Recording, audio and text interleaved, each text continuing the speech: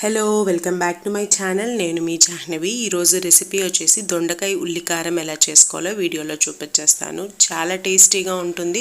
First నుంచి last వరకు skip చేయకుండా చూడండి. వీడియో అంతా కంప్లీట్గా చూసారంటే రెసిపీ నీట్గా అర్థమవుతుంది. మీరు ట్రై చేసినప్పుడు కూడా సేమ్ నేను చేసినట్టే వస్తుంది. చాలా టేస్టీగా ఉంటుంది ఈ రెసిపీ. తప్పకుండా ట్రై చేయండి. ఒక కడాయి పెట్టుకొని దాంట్లో కొంచెం ఆయిల్ వేసుకొని 10 నుంచి 15 దాకా ఎండుమిరపకాయలని యాడ్ చేసుకున్నాను. మీ కారానికి తగినట్లుగా మీరు మిరపకాయలని యాడ్ చేసుకోండి. ఇవి హాఫ్ కేజీ దొండకాయలకి 10 నుంచి 15 దాకా ఎండుమిరపకాయలని తీసుకున్నాను. అలాగే 2 పెద్ద సైజు ఉల్లిపాయలని కూడా ముక్కలుగా కట్ చేసుకొని యాడ్ చేసుకున్నాను. అలాగే కొంచెం జీలకర్ర, కొంచెం ధనియాలని కూడా యాడ్ చేసుకొని మీడియం ఫ్లేమ్లో పెట్టుకొని ఉల్లిపాయలు లైట్గా పింకిష్ కలర్ వచ్చేంత వరకు మనం ఫ్రై చేసుకుంటే సరిపోతుంది. చూసారు కదా, ఈ విధంగా ఫ్రై అయిన తర్వాత స్టవ్ ఆఫ్ చేసేసుకొని దీన్ని ఒక ప్లేట్లోకి తీసుకొని పూర్తిగా చల్లారిన తర్వాత మెత్తగా మిక్సీ పట్టేసుకోండి. మళ్ళీ సేమ్ అదే కడాయిలో స్టవ్ ఆన్ చేసుకొని ఆయిల్ యాడ్ చేసుకోండి. 4 టేబుల్ స్పూన్స్ దాకా ఆయిల్ యాడ్ చేసుకోండి. దొండకాయల్ని ఈ విధంగా పొడుగ్గా కట్ చేసుకొని దీని లోపలికి యాడ్ చేసేసుకోవాలి.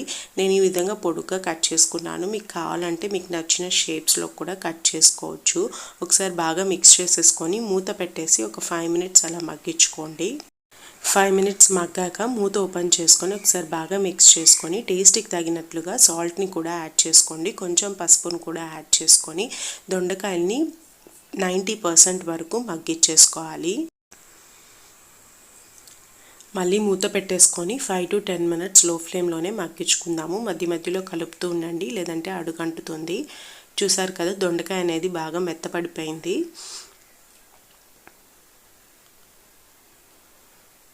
ఇప్పుడు దీంట్లో మనం ముందుగా గ్రైండ్ చేసుకున్న మసాలాని యాడ్ చేసేసుకుందాము. అలాగే కొంచెం వాటర్ని కూడా యాడ్ చేసుకొని మొత్తాన్ని ఒకసారి బాగా మిక్స్ చేసుకుందాము.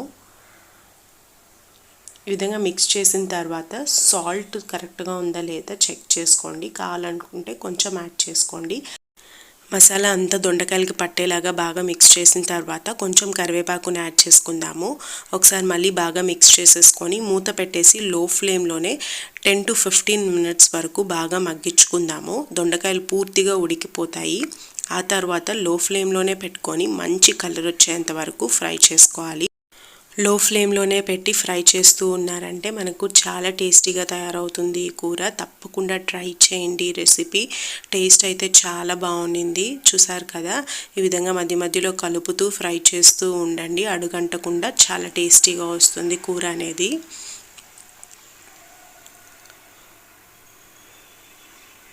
దొండకాయలు కూడా పూర్తిగా ఉడికిపోయాయి. మనకు ఫ్రై కూడా రెడీ అయిపోయింది. ఈ విధంగా మంచి కలర్ రావాలన్నమాట. అప్పుడు స్టవ్ ఆఫ్ చేసుకొని వేడివేడిగా సర్వ్ చేయడమే. అన్నంలోకైనా లేదంటే చపాతీలోకైనా చాలా టేస్టీగా ఉంటుంది. వీడియో నచ్చితే వీడియోని లైక్ చేయండి, షేర్ చేయండి, ఛానల్ని సబ్స్క్రైబ్ చేసుకోండి. మేము ఆ రోజు సాంబార్ చేసుకున్నాము. దాంట్లోకి సైడ్ డిష్గా కూడా చాలా బాగుంది. డైరెక్ట్గా అన్నంలో కూడా చాలా టేస్టీగా ఉంది. మరిన్ని ఇలాంటి రెసిపీస్ కోసం ఛానల్ని సబ్స్క్రైబ్ చేసుకోండి. Thank you for watching. See you in the next video. Take care. Bye bye.